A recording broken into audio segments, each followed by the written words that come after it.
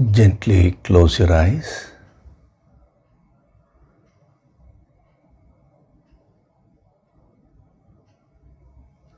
Do deep breathing.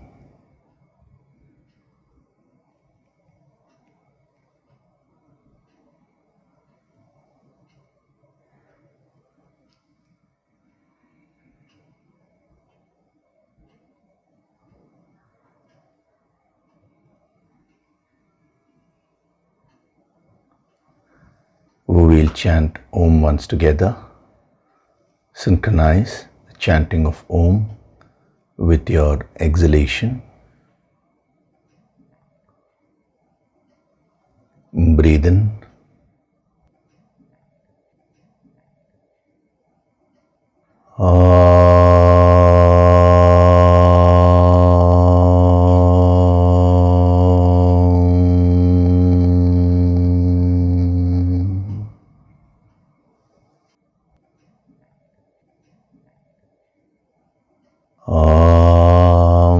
Sahana vavatu, sahanau bhunaktu, sahaviryam karavavahai, tejas vinavaditamastu ma vitvishavahai. Om Shanti, Shanti, Shanti.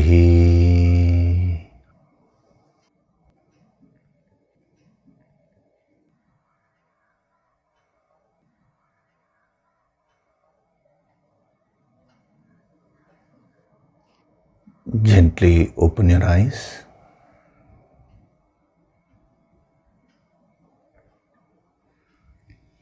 We will chant from verses 66 to 70 of chapter 2.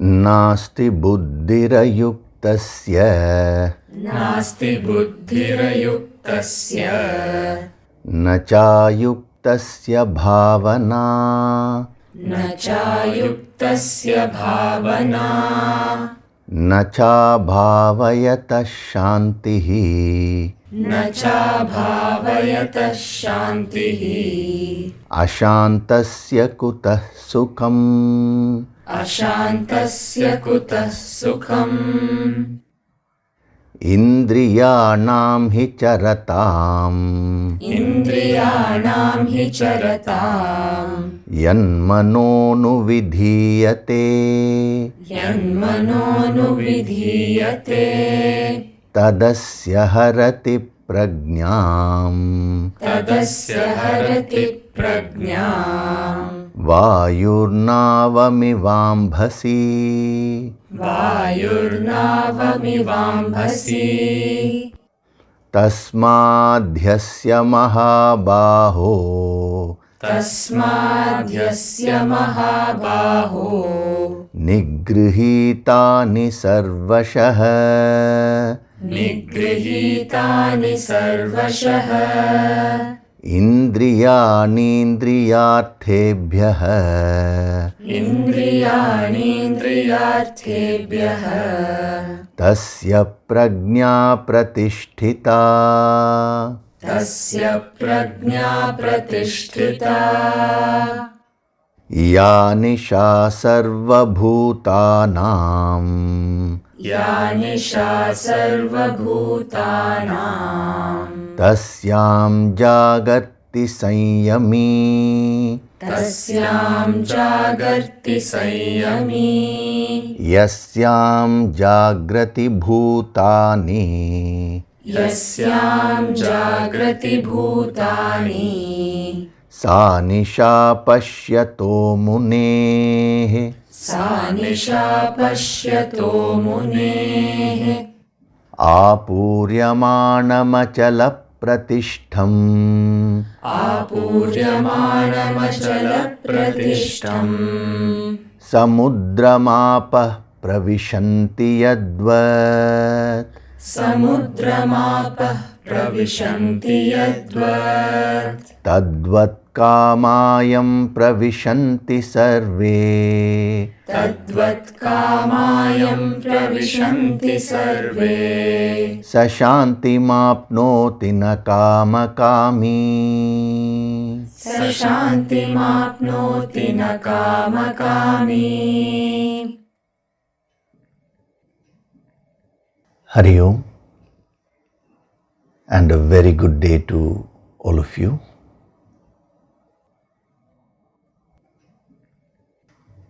So last few weeks we have been seeing the powerful sadhana of becoming a yukta, a united one.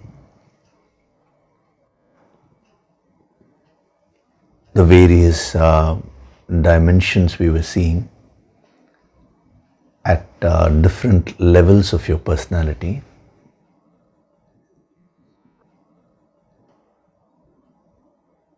Now, remember one thing. When we come to the spiritual practices, there is nothing like one practice. That is a very general rule. But otherwise, when you get into the deeper aspects of spirituality, you will find that the applications will vary so much because the situations in life are always dynamic.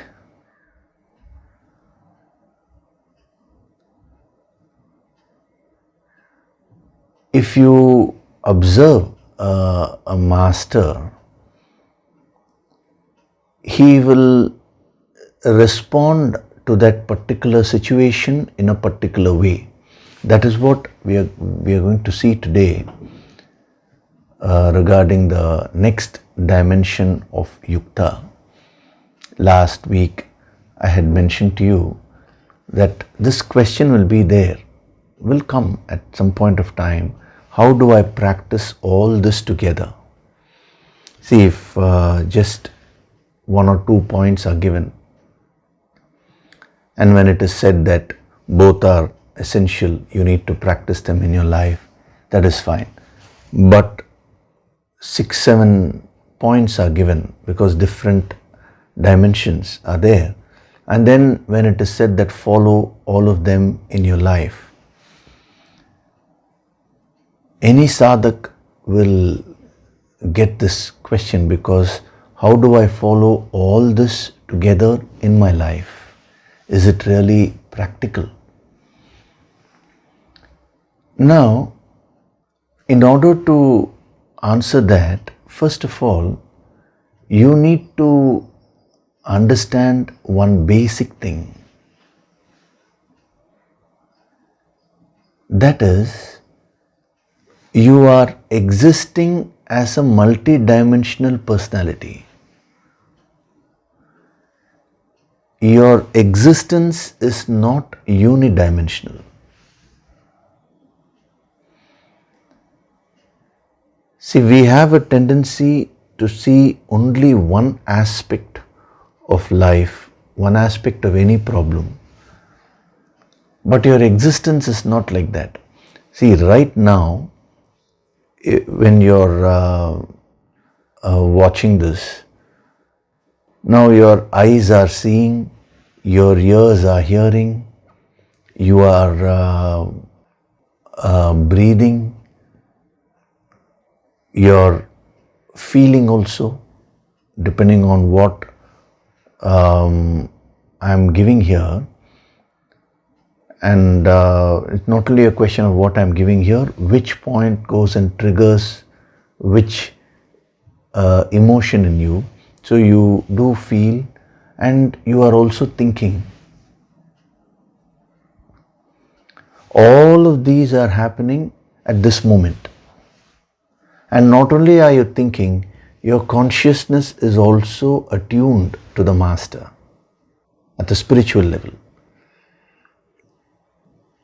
So, it is not only with respect to this action. Any activity you take, at one go, all these different aspects of your personality are functioning.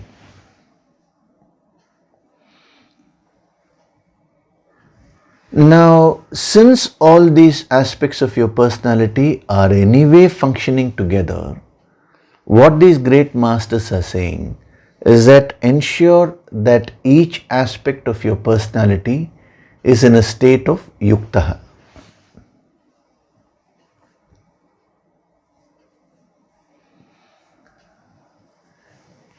Your question whether it is possible to practice all this together is legitimate only if you are unidimensional. Supposing you are using only your body, not your mind or not your thoughts, or only your thoughts, not your body, then this question can come. But that is not the case in life.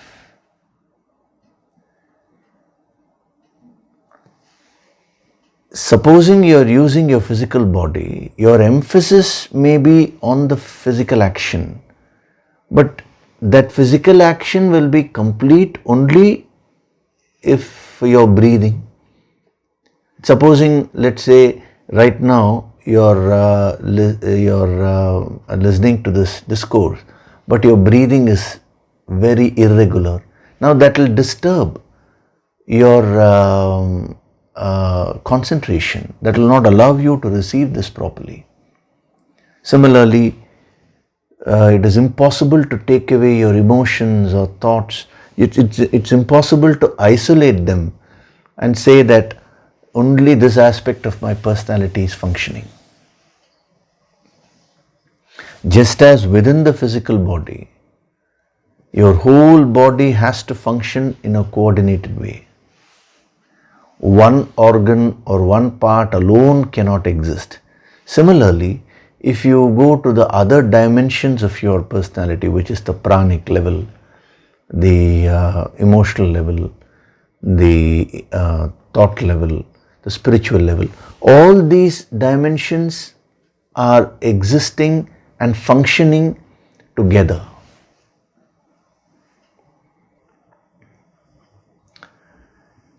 So, since you are anyway functioning in a multidimensional way, they are only trying to perfect that. So, the choice of not functioning at a multidimensional level never comes. See, for example, if at the intellectual level your thoughts are not organized, then what will happen? Your thoughts will be disorganized. Now, if your thoughts are disorganized, that will quickly affect the other dimensions of your personality. You will not be able to have a check or a control, mastery over your emotions. You will not be able to focus. Your breathing will get impaired. Physically, how will you be able to act? So, any aspect of your personality, when there is a disturbance in any aspect of your personality, that quickly spreads to all the other aspects.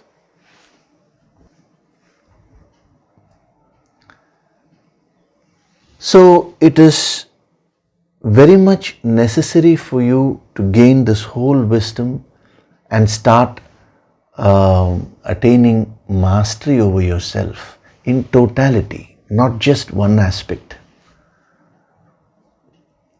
I am sure all of you, when we have been getting into more depth of yuktaha, you would have observed that you will already be practicing at least one point out of all these dimensions. Now, if you are focusing only on that point, it will end there. You will not grow further. In order to master some aspect, you may give more attention to that.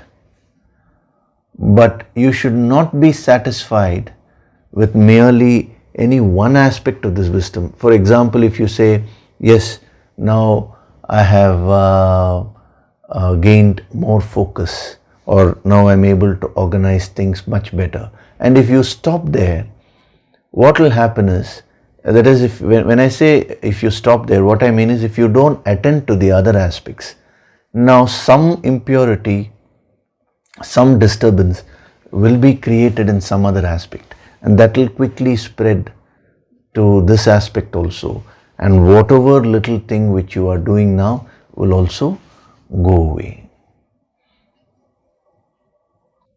So when we are protecting, let us say, a plant, we protect it from all sides. When we are ensuring that the security of a house is good, we ensure that the security is good from all the sides. You can't say the security is good at this side, but that side it is not good. If a robber or anyone enters, he can swindle the whole house and go. So, when you are approaching this, the first thing is you should not feel that this is impossible. That is why I pointed out to the fact that you are anyway existing at a multidimensional level. You are right now, your consciousness is there, you're using your thoughts, you're using your emotions, you're using your prana, you're using your physical body. All these things you are doing. So it is possible. The only thing is, when you are using them, use it as perfectly as possible. That is what spirituality is all about. See, the ancient wisdom is not about coming and bringing some new things into your life. You're leading your life anyway. Now it adds more value to your life by fine-tuning your activities, whether it's at the physical level or emotional level or thought level or pranic level or at the spiritual level.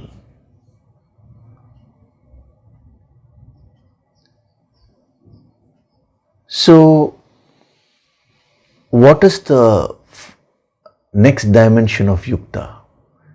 One more I'll mention, which will be very, very useful to all of you in order to practice that. Before that, what did we see?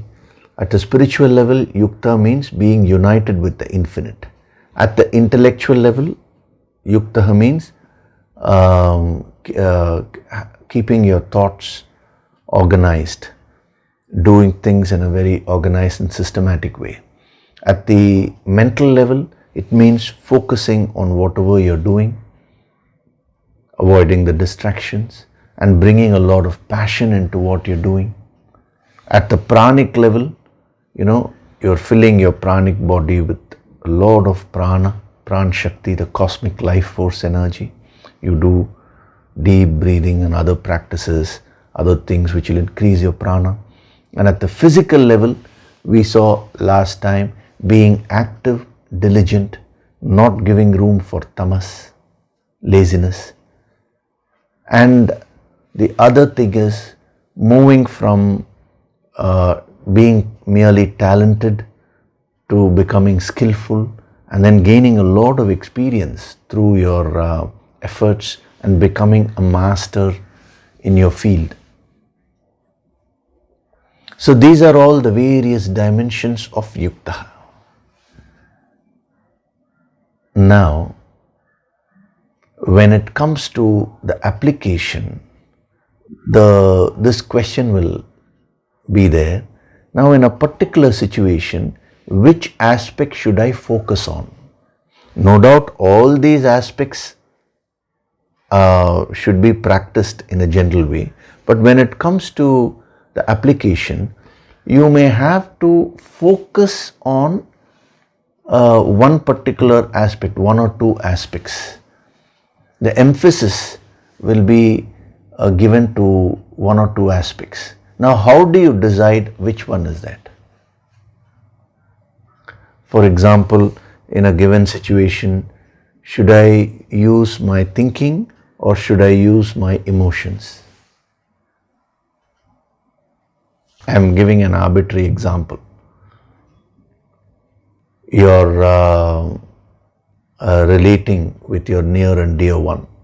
Now, should I use my thinking or should I use my emotions? How do you decide that? It is not only with respect to thinking and emotions, with respect to all the dimensions which I have given you. Now, the answer to that lies in another dimension of the word yuktaha. Yuktaha also means fit, suitable. When something is fit and suitable, we say that is in a state of yuktaha. So what should I practice at a given point of time? Now, what he's saying is, apply and practice that which is fit or suitable for that particular situation. That is why I started off this discourse today by saying that there is no one fixed thing in spirituality.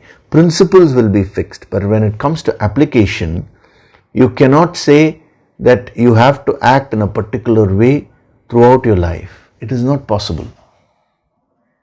See, supposing you're driving your car.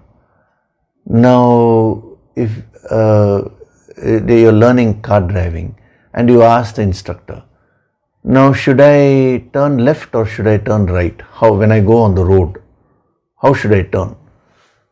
No, he cannot give you that answer. What speed should I go in? Should I go at 10 or 20 or 30 or 40 or 50 or 60? He will say it all depends on the situation. If the road is turning towards the left, you will have to turn towards the left. If you are moving to somewhere else, that is, if your home is on the right side, you may have to turn right. It all depends on the situation. Even the speed cannot be fixed. If it's a highway, you may go at a higher speed. If it is in the middle of the traffic within the city, then your speed limits will vary accordingly. How can you fix a standard application? One thing alone is fixed. When you are driving the car, you should have control, you should have mastery. You should never lose your clutch brake coordination. You should never lose control over your brakes, your steering. All these things are fixed. But the application will depend upon the situation. Whatever is suitable for that situation, you need to do.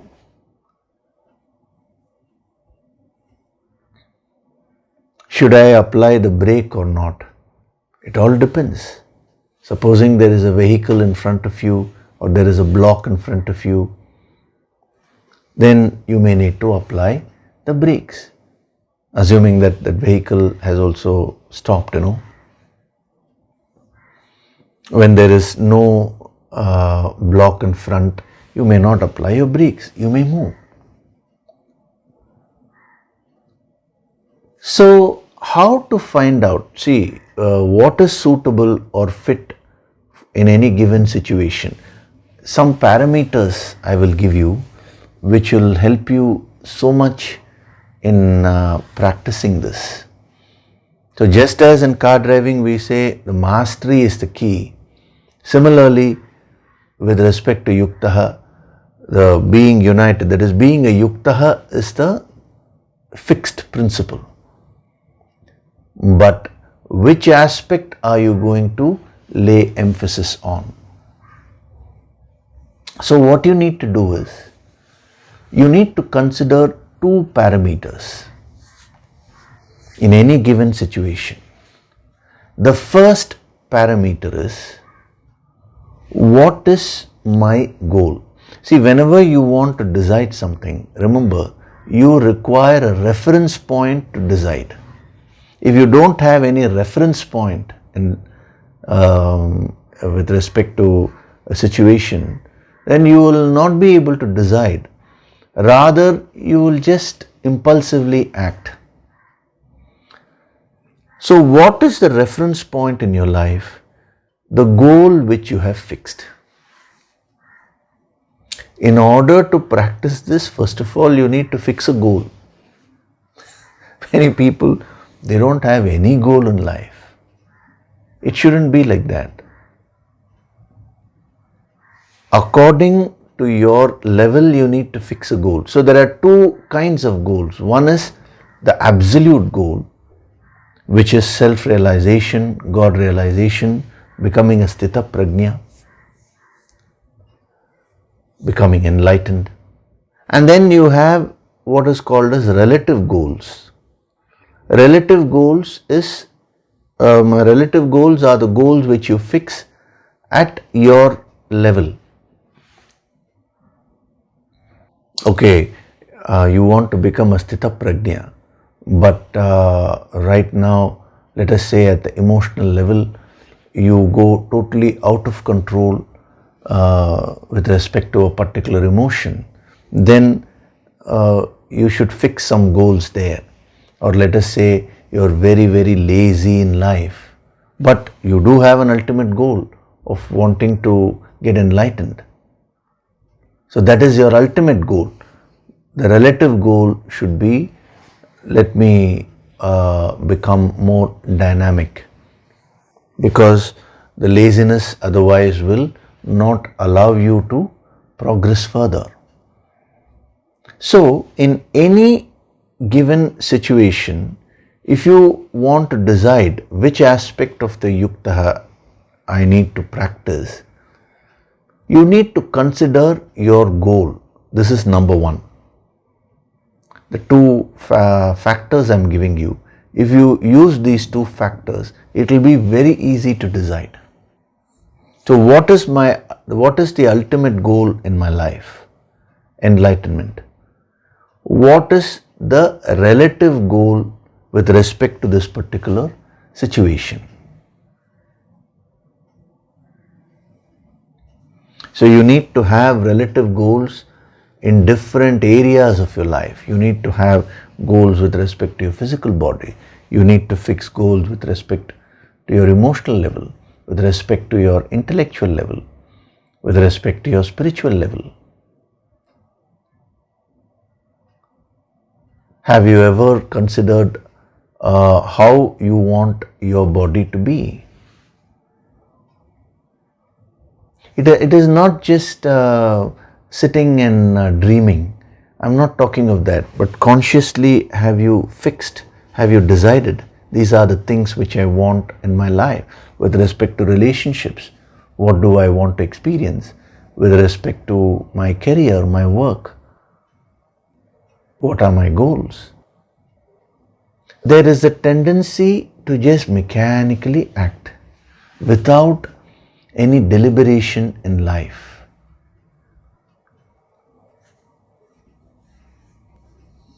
When you act mechanically, then you will go with whatever life is giving you, that is, wherever life is taking you, and you will quickly lose your control over your life, your situations. You will start grumbling. So, if you want to decide on which aspect should I use in any given situation, first fix a reference point, and that reference point is your goal. What is my goal?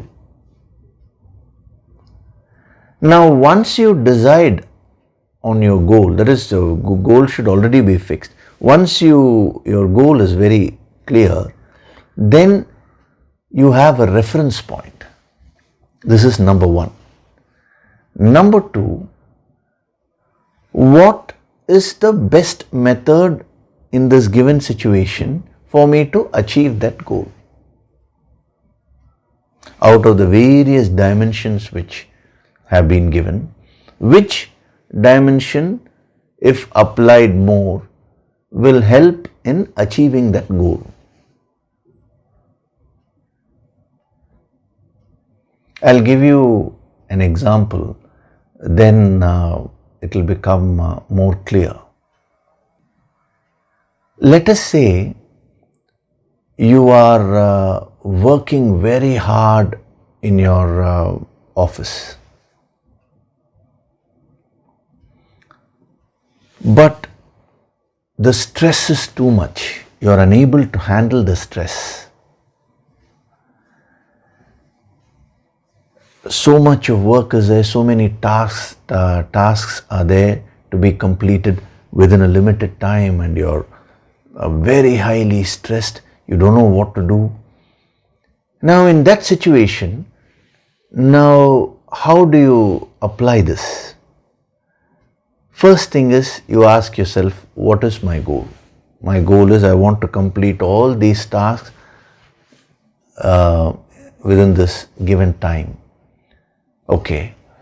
Now that being the case, what is my level now? My level now is I'm getting worked up. I'm getting so stressed. So then you ask the next question. Among these dimensions, which one should I practice right now so that my stress reduces? Because unless and until the stress reduces, I will not be able to function there. Immediately, you will get an answer from within.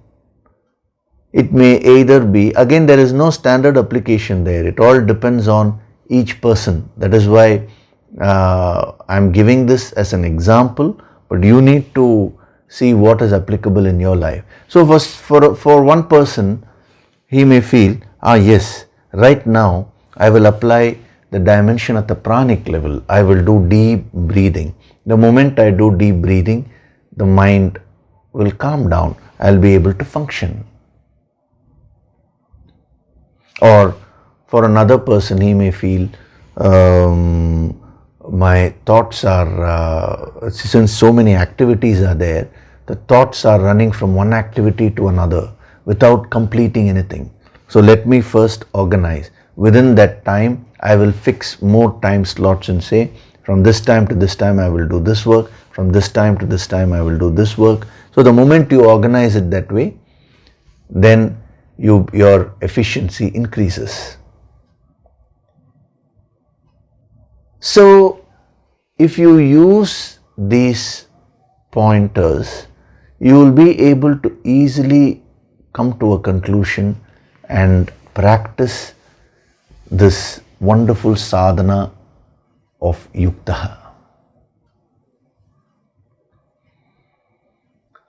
Should I do my exercises today or not? Now ask yourself, what is my goal? My goal is to be healthy. This is again an example. My goal is to be healthy. Now in this activity of exercising, now will it help me to fulfill that goal? Yes. Now what if I practice will help me to do the exercises now? You may find that you are being very lazy. Laziness may be a factor, or you may find that mentally you may be very disturbed. Some problem may be there in some other aspect of your life, due to which you may be disturbed, and that disturbance may cause a kind of a depression within you, due to which you are not having the motivation to do the exercises. Then you apply that aspect of yukta. So if you follow these pointers, then it is very, very easy for you to find out which aspect is suitable in that particular situation which you are facing. So it is not enough if you learn all those dimensions which I have been giving you till now, but this dimension of choosing that which is most suitable, fit in a particular situation is very, very important. When we go to the very next chapter, the third chapter, Arjuna asks this question. He says, should I now act or should I gain knowledge?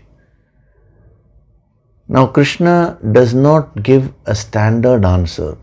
He says in this particular situation, he gives one situation first and he says, that situation you need to gain knowledge. If the situation changes, you need to act. It all depends on what is suitable in that context. See, a spiritual person will not only have good values, the right values in life, but he will also act according to the context.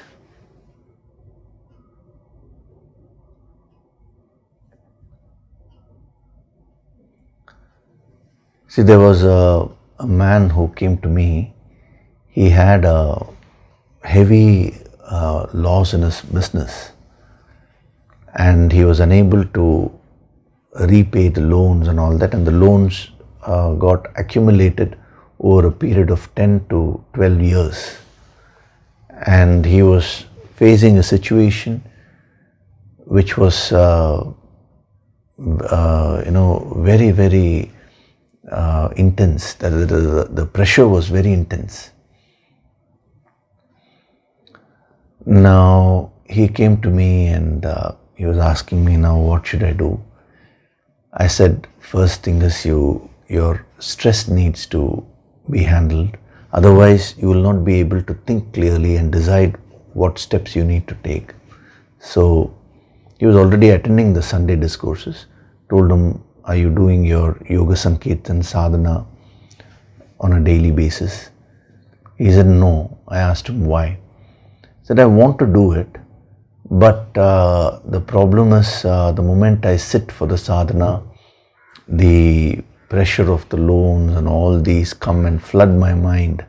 So I'm unable to do the sadhana. I said, no. See, when you're sick, that is when you need the medicine more. So when something is going wrong in life, that is when you need to intensify your sadhana. So when you sit and do the sadhana, no doubt these thoughts will come and flood your mind. But then you need to do the sadhana diligently to be able to handle handle all the pressure which you're feeling in the mind. So you start doing that. So we were discussing.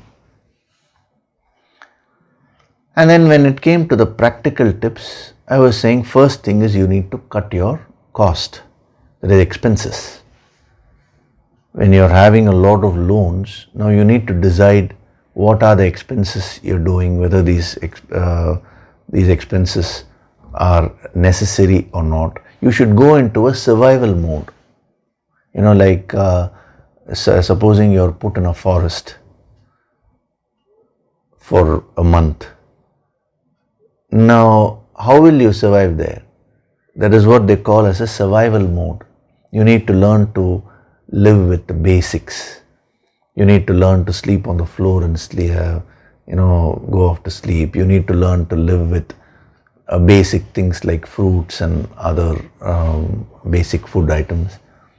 That is called getting into the survival mode. So when you are having this kind of a problem with respect to finance, now at the financial level, you should first get into a survival mode. So I asked him, can you tell me what are all your expenses? So he listed down and he gave me. He said, so many things were there. The electricity bill was so much, the phone bill was all that. I asked him, okay, what do you use AC, the air condition? He said, yeah, I just cannot live without air condition. So what is your electricity bill? It was quite high. 24 hours he was living in AC. I told him, no, you need to learn to live without AC. Were you born with that? It's all possible. It's a training of the mind. I'm not saying you should not use AC, but in this given situation, when you're already having so many loans, now you need to cut down on your expenses. Now, one of the things which he said was very interesting. He said, sir, next week I am planning to go on a yatra. Yatra means pilgrimage to many temples. I asked him, Acha, where? So he was living in Chennai, so he was going to the northern part of India. I said, for how long are you going? He said, I'm going for 10 days. So what is the cost? The cost came to several lakhs. 10 lakhs is 1 million. The Indian way we count in lakhs. I think in US and UK and all you count in millions and billions. So it's equivalent. Only 10 lakhs means it is 1 million. So you can count. So this was coming to several lakhs, which was very high considering his financial situation. So I asked him, do you do this regularly? He said, yes, 4 times a year. 4 times a year he was going on pilgrimages. I asked him, why? Why are you doing this? He said, no, to get God's grace so that all my problems will get solved. I told him, in order to get the grace of God, you don't need to go on pilgrimages. Again, I am not against pilgrimages. In this given situation, when you are having a financial crunch, you need to first curtail your expenses and plan things in a proper way. Then you are giving a message to the infinite, to the universe, that I am willing to solve this issue. The infinite God principle will open up doors, will help you to find a solution. But by spending like this, what is the message you are giving to the universe? What is the message you are giving to God? I am not interested in solving my problem. So even though per se, if you ask me, is a pilgrimage good? Of course it's a nice thing, what is wrong with that? But in your context, it is not a spiritual activity because you are not being a yukta. There is no reference point. What is the goal which you are having? Nothing. So in this situation, in this context, not going to a pilgrimage is good for you. This is what I was explaining to him. And once he understood that, he calculated and showed me in those last 10 to 12 years, more than 50% of his loans had increased because of these kinds of expenses.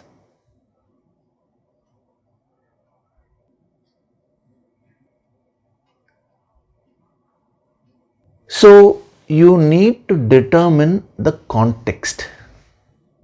The context is very, very important.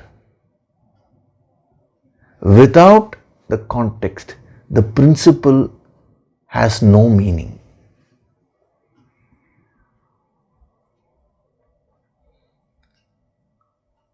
So in principle, you need to be calm.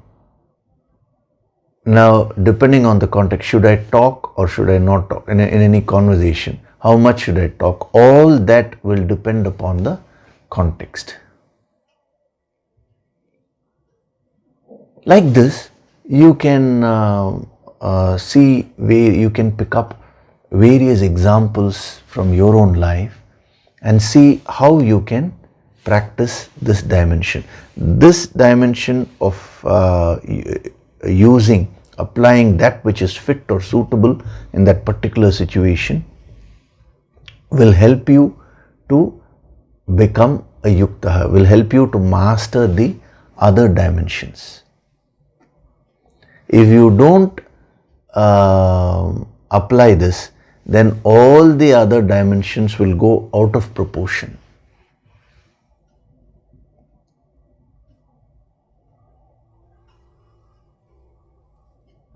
Is this clear?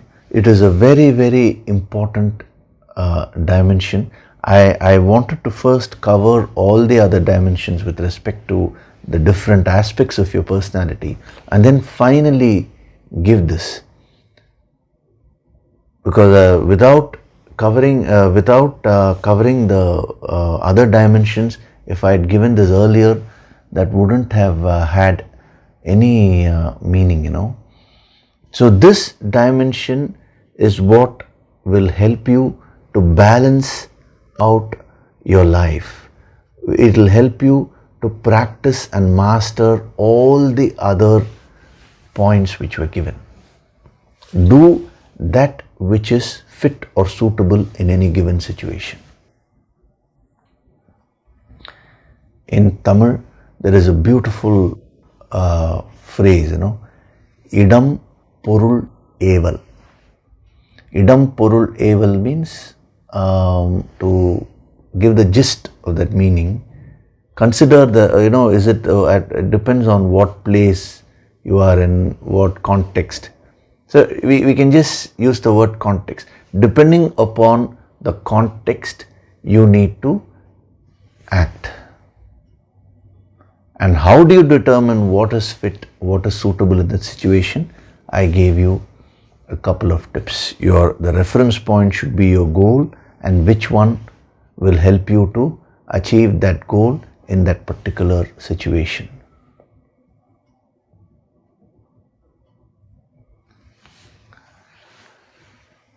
So this is the sacred sadhana of becoming a yukta. It is up to you to now practice and transform your life. There, I cannot come and interfere. Everything can be given, but whether you want to take it or not, it is you who needs to decide. How much you need to take, that also you alone can decide. Your life is in your hands. Okay, so now we'll go further. So there is no intellect for the one who is not united. So now that we have seen what is a yuktaha in detail, so two things he is giving. He says, number one, if you are not a yuktaha, you have no intellect. And then in the next line, he says, Nacha ayuktasya bhavana, means there is no bhavana. We have translated it as faith, but it is much more than that. We'll see that. So when you are a yuktaha, in other words, you will have intellect, you will also have bhavana. These are two aspects of your personality, two important aspects. We did see it in the previous verse also.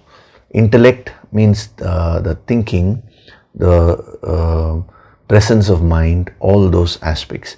And bhavana is with respect to your attitude. Now, both these are very, very important for you to achieve anything in life. If you lose your thinking, if you lose your presence of mind, then it's a very dangerous situation. That's why he said, buddhinashat pranashyati. If you lose your bhavana, what is bhavana? We'll see. Right now, in a general way, you can understand bhavana as attitude. So if you don't have the right attitude in life, you cannot achieve anything. So the intellect part we've already seen. So now we will see what is this bhavana. Actually, if you see the message of all the great masters, they all say that one thing is most important in your life. You may do whatever you want to do, but ensure that your bhavana is proper, your attitude is proper. If your attitude is right, then your actions will automatically become right. everything will start settling in the right way, in a proper way. You may do so many things, so-called good things, but if your attitude is not right, then it is of no use.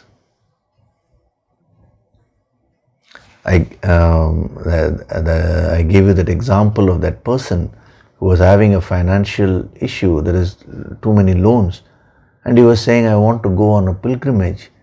I told him, what about those people who have given you loans? In other words, you have taken money from them and you're using it for your enjoyment. How is that correct? Your bhavana itself is not correct. Your attitude is not correct. Then how will you get the fruits of whatever action you're doing? Because you're creating a negative karma in your life. So this word bhavana is such a powerful word. If you master your bhavana, you will become a very, very powerful sadhak. You will actually become a very powerful person in life. Because the law is yatha bhavaha tatha asi. Whatever your bhav is, that is what you are. And whatever you are determines what you will get in life.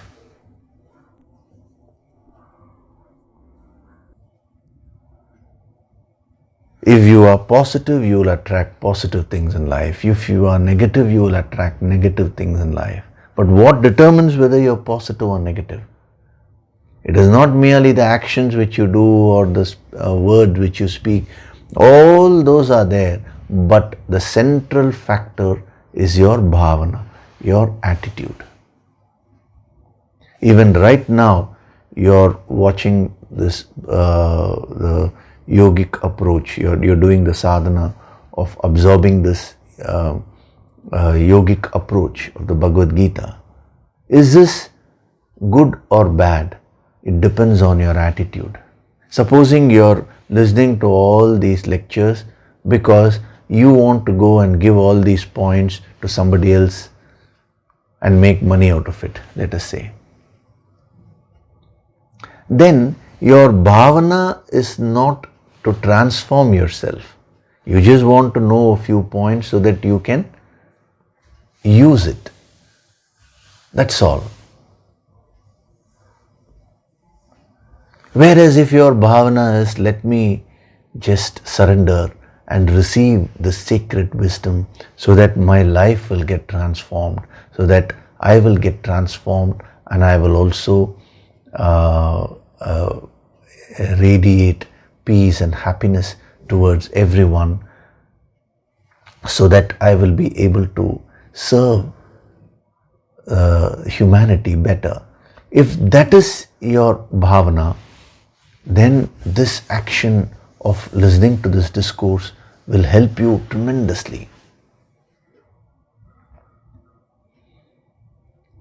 Is smiling bad or good? Generally we'll say it is good. But as Shakespeare says, one may smile and yet be a villain. Like if you take the Mahabharata, two people used to smile a lot. One is Lord Krishna, the other was Shakuni. When Krishna was smiling, that was an expression of his joy and cheer, of his love towards entire humanity. When Shakuni was smiling, that was a crafty smile, a smile which was done in order to cover up his manipulative nature.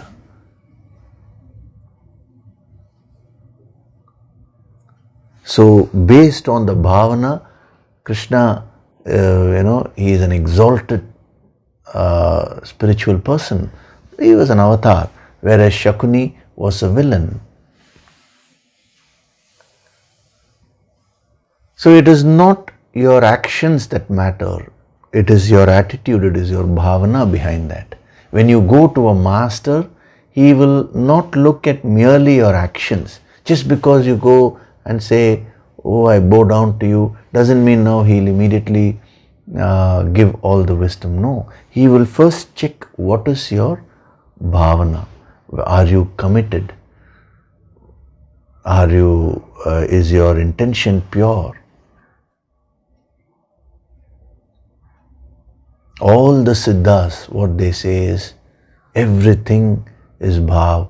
So take care of your bhav, take care of your attitude. Pure intentions should be there. And when your intentions are pure, you will attract the blessings of the higher Shakti, higher energy. So we will see what is this bhavana in more depth, the different dimensions of bhavana. That will help you to actually transform your life. See, when we talk of bhavana, even though we are, I am saying this is a concept, it is not a concept in the sense of, studying it in a book. It is not that way. It is actually a practice. It is actually a way of life. All these different sadhanas, whether it is yuktaha or now we are going to see bhavana, we have seen so many things earlier also. All these things are a way in which you have to function, a way of life.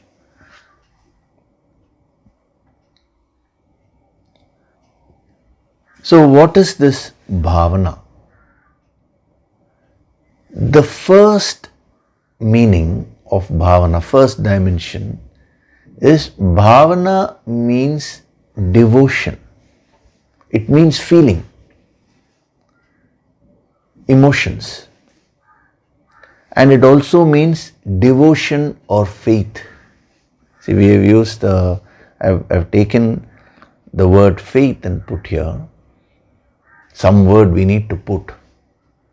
But sometimes it becomes very, very difficult to translate these verses, because any word which you put does not do justice to that particular concept, So this is the first dimension. 3 aspects. One is feeling, second is devotion, third is faith. All these 3 are very, very important in your life. A general concept when it comes to spirituality is not to have any feelings.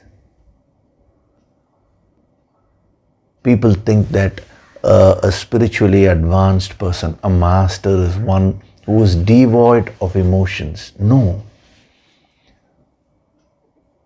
A master's emotions are like gold. He cares so much for everyone. He identifies with everyone who comes to him. The moment you go to a master, your problem will become like his problem. The good things which are happening in your life will happen to him. He'll feel so happy for you. He may not become emotionally weak. That will never happen to a master. But intense emotions will be there.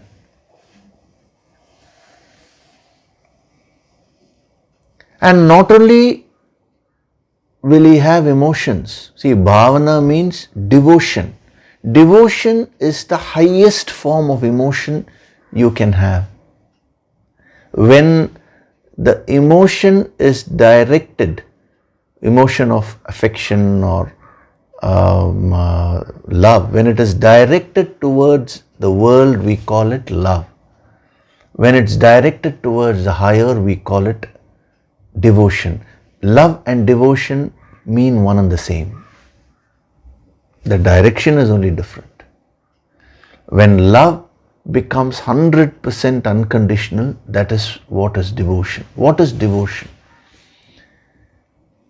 Devotion is the emotion of love, gratitude which you generate without any expectation. So bhavana means that. Devotion not only to God. See, if you are a true devotee of God, if you say, I am very devoted to God, now you will start respecting everyone around you. You will become devoted to that God principle within everyone, everything around you. If you develop this one quality devotion, all other emotions will come on their own.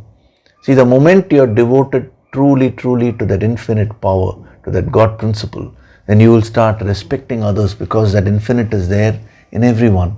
You will not damage nature. See, today one of the greatest problems which we are facing, many issues we are facing is because a lot of tampering has happened with nature. So you will start seeing that infinite God principle everywhere around you in nature. So you will flow with nature. You will be kind to others. Everything will come on its own. And when some task is given to you, some work is given to you, work will become worship for you. Because you're so devoted that infinite has given you this work. So you will do it with full emotion, with full passion.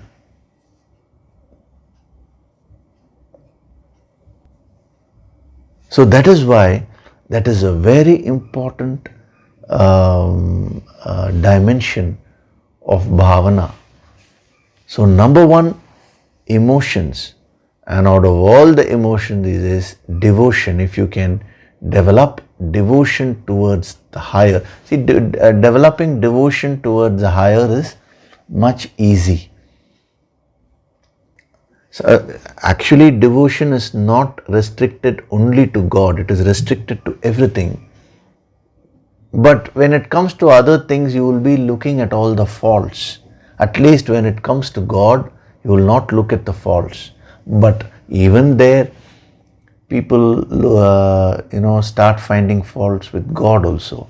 When something negative happens, you say, oh God, why are you doing this?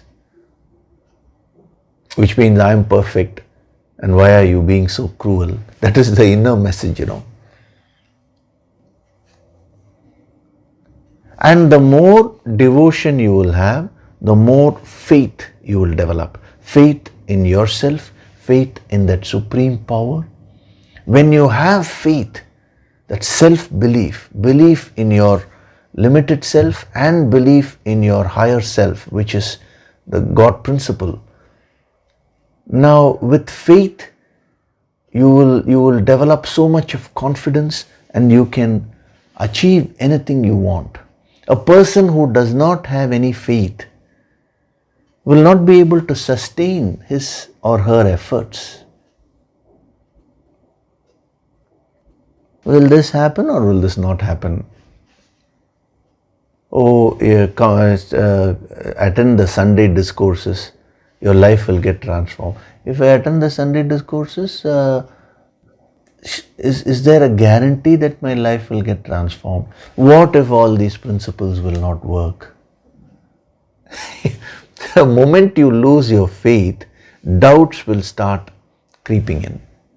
And when you are doubtful, there is no power in your action. When you do anything in a doubtful way, there will be no power. Actually, in one of the verses, Lord Krishna tells Arjuna that this wisdom should be given to a person who does not doubt. I am not talking of having doubts in the sense of questions to understand the wisdom. We are talking of lack of basic faith. See, life itself will will get disoriented if you lose your faith. You're sitting right now in your room and peacefully listening to this discourse because you have faith that your roof will not fall down. Supposing you don't have that faith, anytime the roof can fall down, what will happen? I'm not putting this thought in you, I'm just saying an example. The moment you start getting the doubt, now you will not be able to sit there peacefully. If when you're eating food, it is because you have faith that this food does not have poison that you're able to eat it peacefully. Faith is an integral aspect of your life. You cannot detach faith from life. You know, today there are so many debates going on, faith versus science. That is not true. Faith itself is a science. Faith is what holds relationships together. If you don't have faith in your partner, how can you live with him or her if you start doubting? If you don't have faith in yourself, how can you work and become successful?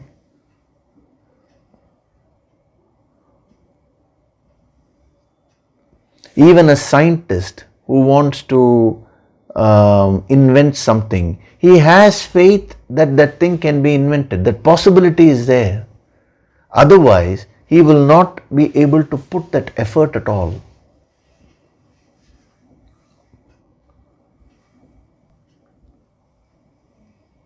You know, Einstein talked about the gravitational waves. That was not proved.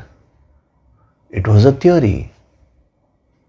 But for, I think almost 100 years or so, there have been people who have put in a lot of effort in trying to prove that. Even though that was not proved, what made them put that effort consistently in order to prove that? It is a faith only. So you cannot detach faith from science. If faith goes away, your personality itself will fall. And if you fall, then where is the question of whether you have to be scientific or unscientific? So faith is very, very important. Now what you need to understand is there is a difference between blind faith and faith built on reason. You should not develop blind faith in life. Blind faith is not good. Without any rhyme or reason, something you're just believing, then you can be fooled easily. But faith based on reason will actually uplift you. So right now, if you have a faith that your roof will not fall down, there is a reason behind it, because certified engineers have built that building, so it will not fall. So there is some reason which you have. So in spirituality, when a quality like faith is emphasized, the problem is most people get into blind faith. Blind faith is not good, because blind faith will lead to fanaticism. Whereas faith built on reason will make you more open-minded, will give you that confidence to pursue whatever you want in life.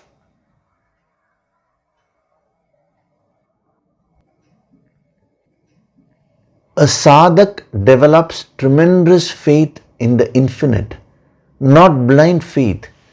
There are so many reasons which have led to him or her developing that faith.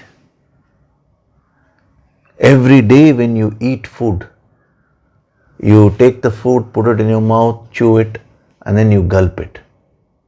But then rest of the processes which are happening within your body, 99.9% of the processes, whether it is the right amount of acid being secreted by the stomach, the intestine have to function, the liver has to function, every organ has to function in coordination, in a coordinated way, for the food to be digested and absorbed properly. Now, is all that your work? Are you doing all that consciously? You're only taking the food and putting it here. So there is some higher power. You call it by any name. If you want to call it God, if you want to call it nature. If you say, I don't believe in God, but I believe in nature, call it nature. If you want to call it infinite, words don't matter. But there is some power which is higher than us, which is functioning. We can see that. By seeing the effect, we can deduce the cause. So the more you start seeing that, the more faith you will develop on that infinite power.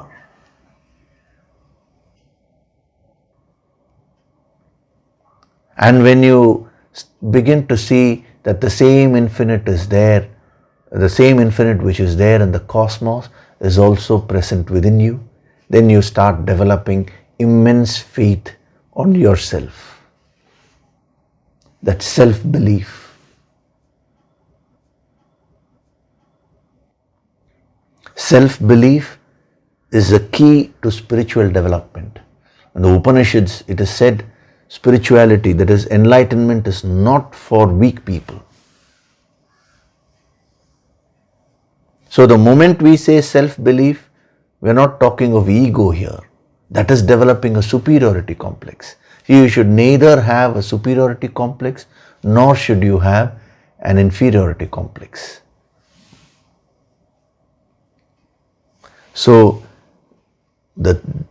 these three aspects of the dimension, that is the feeling, number one, you should feel for everything which, for everything in life.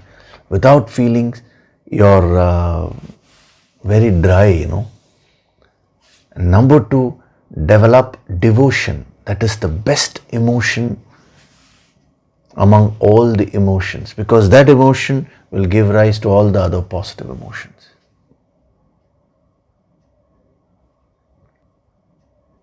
That is why in the Upanishad it says, Shraddha Bhakti Dhyana Yoga Davaihi. You should have Shraddha, you should have Bhakti, devotion, and easily you will be able to meditate. Dhyana becomes easy. Actually, next week I'll give you other dimensions of bhavana. Bhavana also means meditation, and meditation can happen only if you have the bhakti, the devotion and faith. When you're constantly doubting, your mind will waver here and there. Even right now, when you're listening to this, develop that strong faith and devotion that this wisdom will transform my life. According to your devotion and faith, you will receive this higher energy.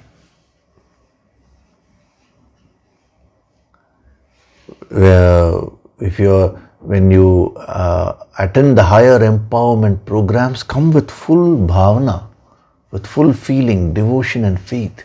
You will receive maximum. You yourself put a block.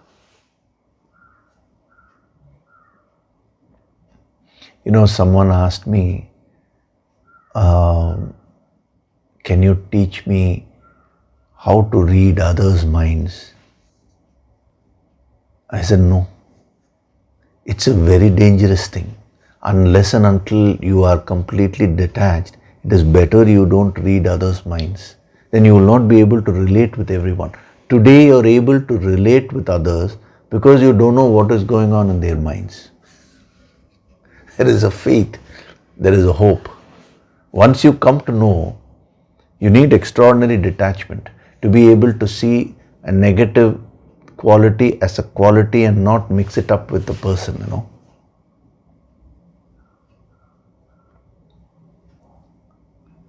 So, reflect on these points which I have given you. Number one, the balancing dimension of the word yuktaha, fit or suitable, and then the bhavana, your attitude, the right attitude starts with this only. Feeling, devotion and faith. These three aspects. Everything which you do, do it with the feeling, do it with the devotion and do it with the faith. When you want to wish someone good morning, do it with full emotion, full devotion and faith. Have the faith that that person's morning will be good. Then you are actually sending positive vibrations to him or her.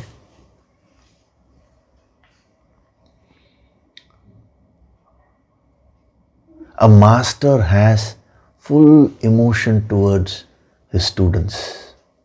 I'm talking of a spiritual master. He is completely devoted to his students. It's a general concept that the student is devoted to a master. But actually the master is infinite times more devoted to the student because that infinite God is present in the form of a student and it's coming and asking him for some clarification. So how much of devotion he will have, just think. And not only that, a master has so much of faith in the students. The day the master loses faith in the student, then there will be no transaction of knowledge.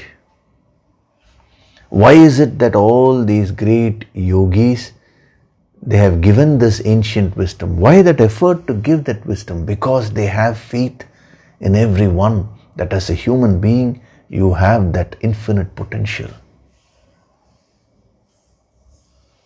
Why is Krishna giving the Bhagavad Gita to Arjuna? Because he has that faith that Arjuna can receive this.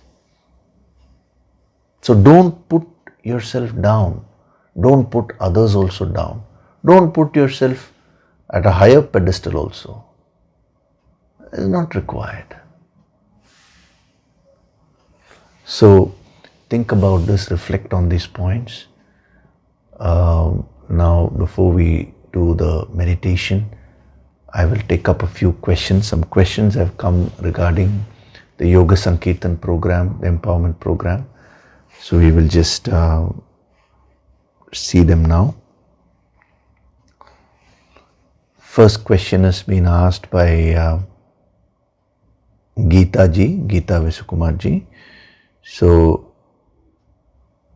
she has said, Hari Om Yogishri. Very happy, very happy she has put. See, that is the emotion, you know.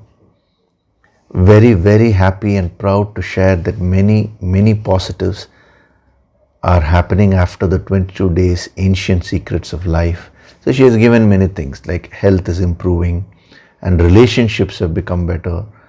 And on the professional side, she says her business has grown, so many things. That is what is interesting. Even though the emphasis is on health, the higher energy when you receive, that will have its effect on all aspects of life. Our focus and application was on health. So that is why an all-round benefit you will be seeing. I am sure this will be the experience of others also. So many things she has written. And then the question which she has asked is, I have decided to do the 22-day ancient secrets of health once again. Very nice. So few doubts on this. Number one, can I do it before Yoga Sankirtan empowerment program? If so, the second question, if so, do I need to continue my daily sadhana of Yoga Sankirtan, or are the empowerment sessions alone enough? Please clarify and guide me on this. My humble pranams. So the answer to this is, you can, when you're doing the 22-day program, you don't need to do the Yoga Sankirtan. I think I mentioned that in the program itself.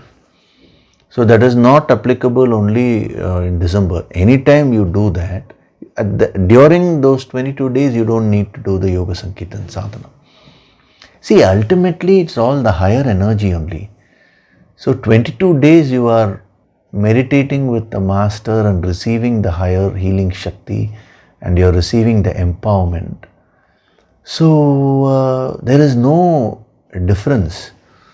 See, the difference is only technical differences. The emphasis will be different. In Yoga Sankirtan, we are approaching it in one way.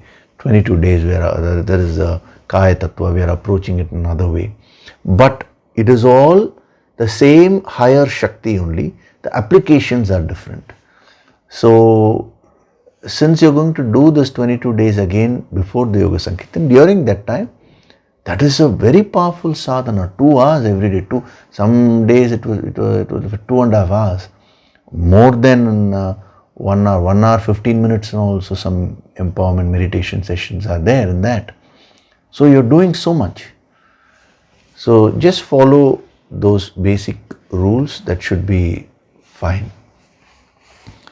The next question has been asked by a lady from UK. I'm not mentioning the name because she has asked about a personal ailment. I'm not sure whether that can be revealed or not. So I don't want to take a chance there. So she has asked, "Dear sir, I am having radiation therapy and taking chemotherapy tablets for my treatment for about 5.5 to 6 weeks. I started my treatment on 10th March. So my question is, can I do daily sadhana, or should I wait till my treatment is completed and after my recovery?" And then she has gone on to explain what her problem is and all that.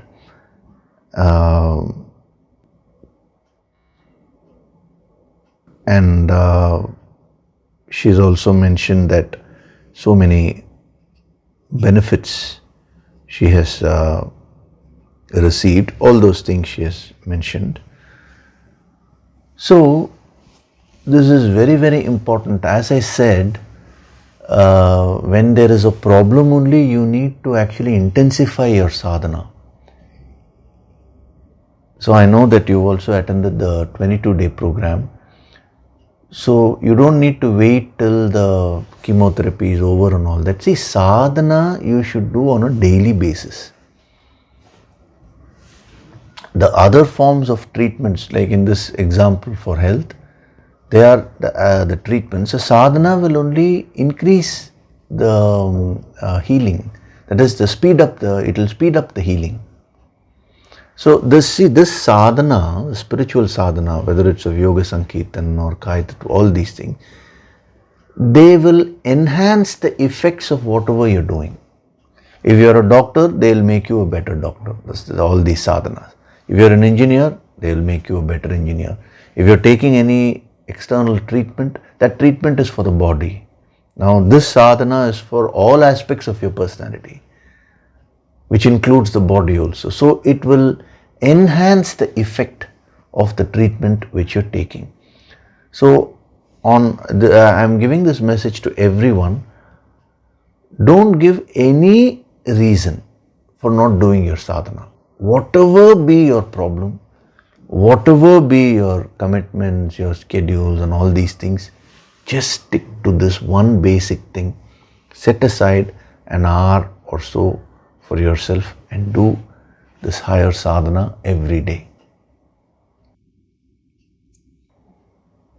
Okay, there are, because others have also asked similar questions and in different ways. Like one person has asked me, his mother has expired, so can I do the Yoga Sankirtan sadhana? Yes, that is the time when you require it most. One lady had asked me, actually this question was there in several ladies, the minds of several ladies, but one lady asked me explicitly, can we do the sadhana when we have our menstrual cycles? Of course. See, just because you're having your periods doesn't mean now you have to be disconnected from the infinite. There is no meaning in that. That is something happening to your body, and this sadhana is the sadhana of the infinite. So come out of all these beliefs, and the answer to this sadhak is kindly do your sadhana, whether you're in the hospital or wherever it is. You can put your headphones on and do your sadhana, and you will find the results of whatever you're doing, whatever treatment you're taking will be much better. This complements anything which you do in life. That is the beauty. Okay. The next question, there are so many questions, but I'm taking those questions particularly related to the empowerment programs.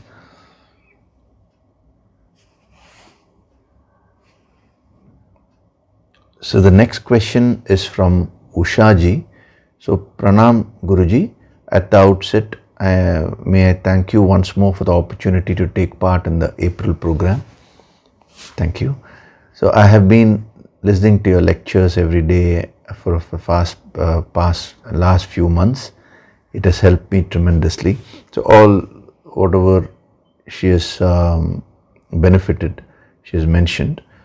So my query is regarding the meditation you prescribed as a preparation. That is, she's talking about the preparatory material which has been given to all the registered sadhaks. So she says the nature of my work is such that it involves emergencies, expected and unexpected. So we do not get the luxury of a guaranteed undisturbed lunch or the privacy of a room to meditate. So will it do harm if I do the afternoon one after 4 p.m. and the evening one by 8 p.m.? So will it do harm if I am called while I am meditating, in case I do manage to find a way to do it?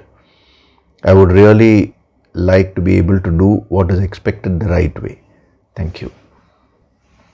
So the material which I have created is to increase your pran shakti and also open up completely to receive the higher healing shakti which will be given during the Yoga Sankirtan empowerment.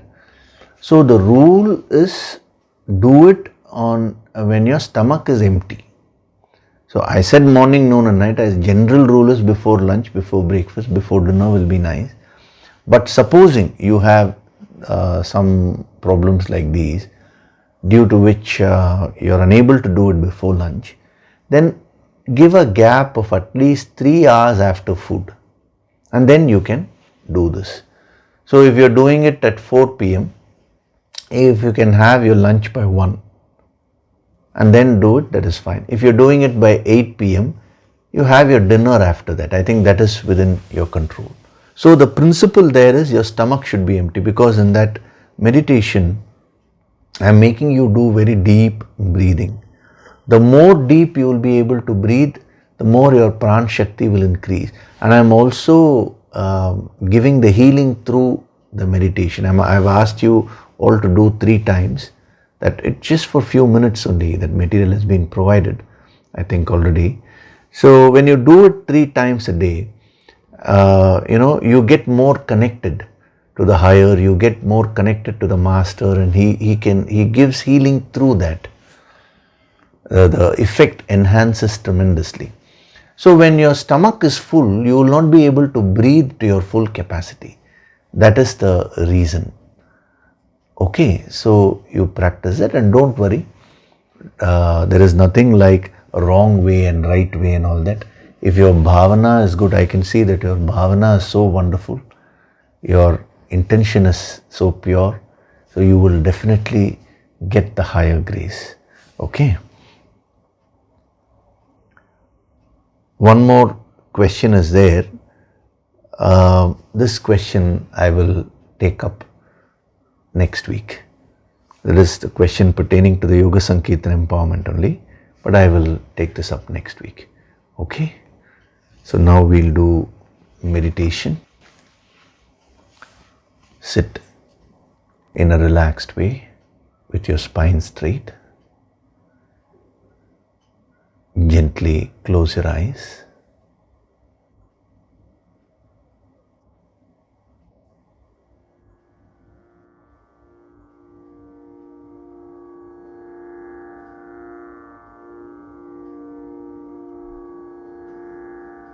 Do deep breathing.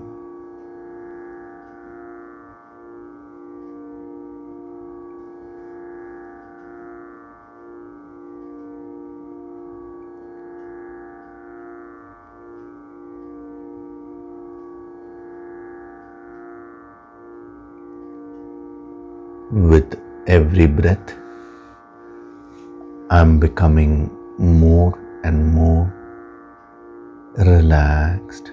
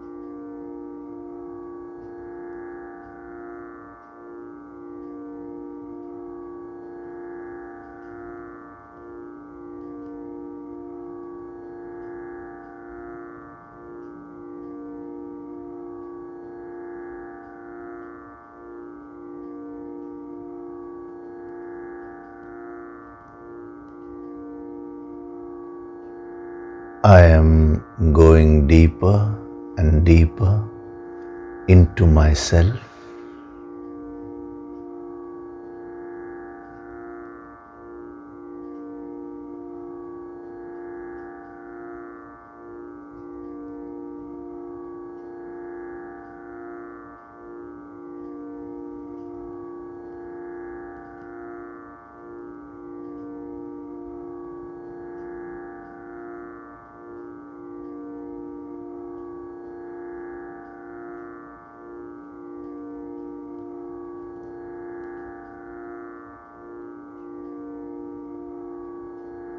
I choose to be a yukta, always united with the infinite.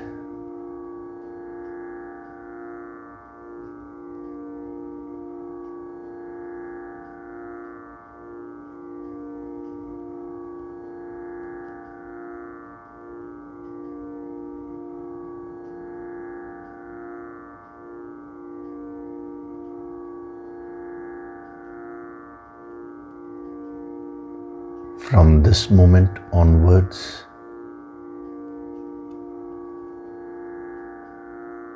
I choose to have a pure bhavana, pure intentions and attitude in each and everything which I do.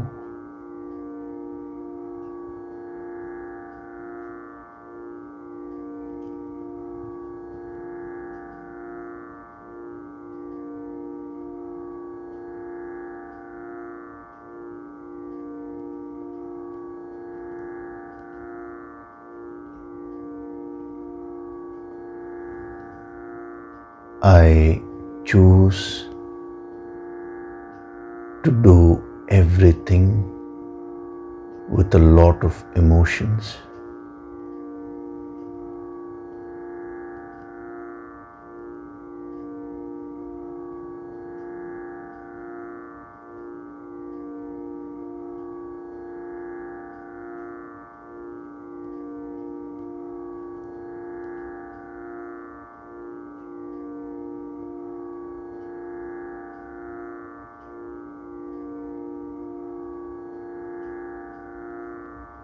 I bow down to that supreme, infinite power with complete devotion and faith.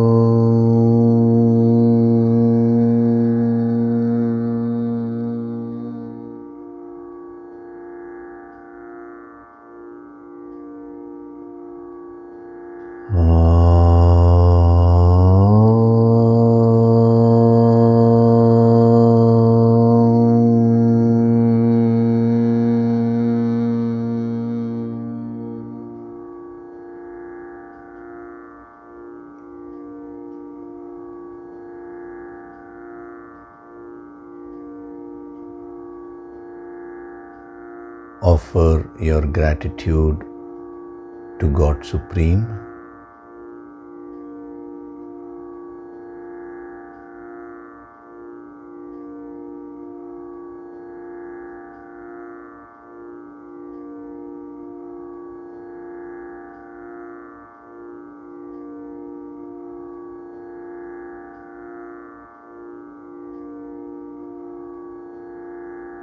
Offer your gratitude to your Guru and all the holy masters.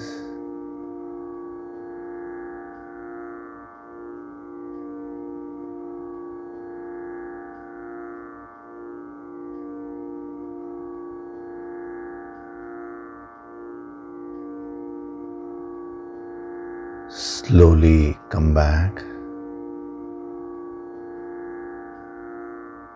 Wriggle your fingers, your toes. Rub your palms together to create a warmth.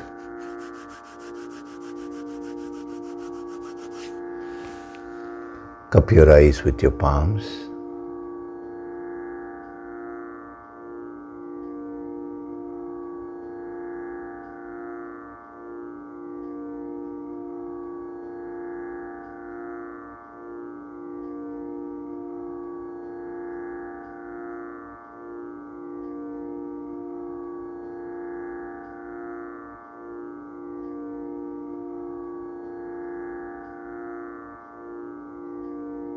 Gently rub your eyes, cheeks, forehead, top of the head, back of the head and neck. Slowly open your eyes.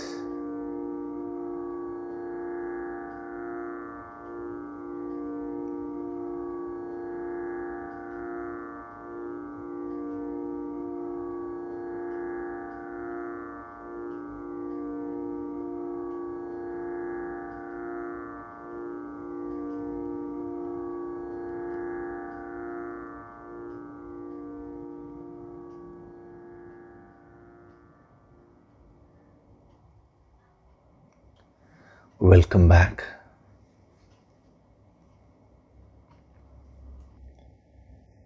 So today we had a very powerful session.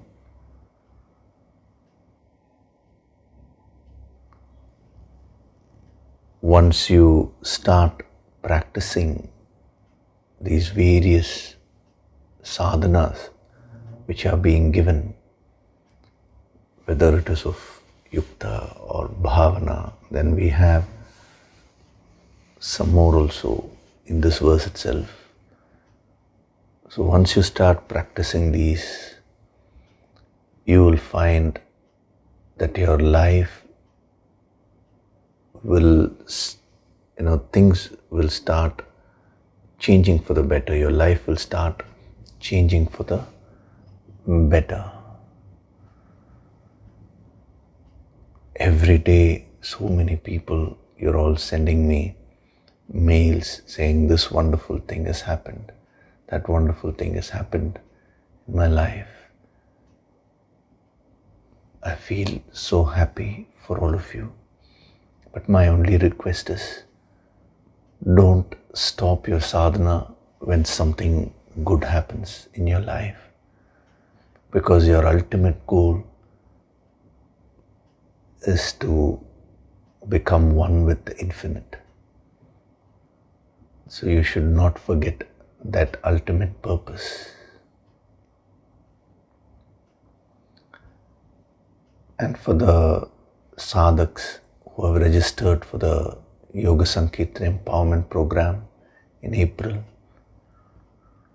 I have created that sadhana material, preparatory sadhana material. It's just for about 8 minutes or so, but it's very, very powerful. So as I mentioned while answering that question, do it 3 times a day. This is apart from your regular Yoga Sankirtan sadhana. So do it 3 times a day when your stomach is empty, morning, noon, and the evening. I've infused a lot of healing energy which is required for the empowerment, which will make it very easy for you to receive the empowerment. And you will find that your pran shakti, when it starts increasing, before even you come to the Yoga Sankirtana Empowerment Program, so many positive things will start happening in your life. You may not find a direct connection between doing the sadhana and some positive incident happening, but as a sadhak, you need to learn to relate the cause and effect, because it is increasing your inner energy, it is expanding your aura. It's very, very powerful. So do it sincerely. The maximum I can do is to create material and give you and then provide the inspiration. But then more than that, you will have to take it up and do it. The more efforts you put in, the more the master will be able to help. Okay? So thank you very much. We'll meet next week. Hari Om.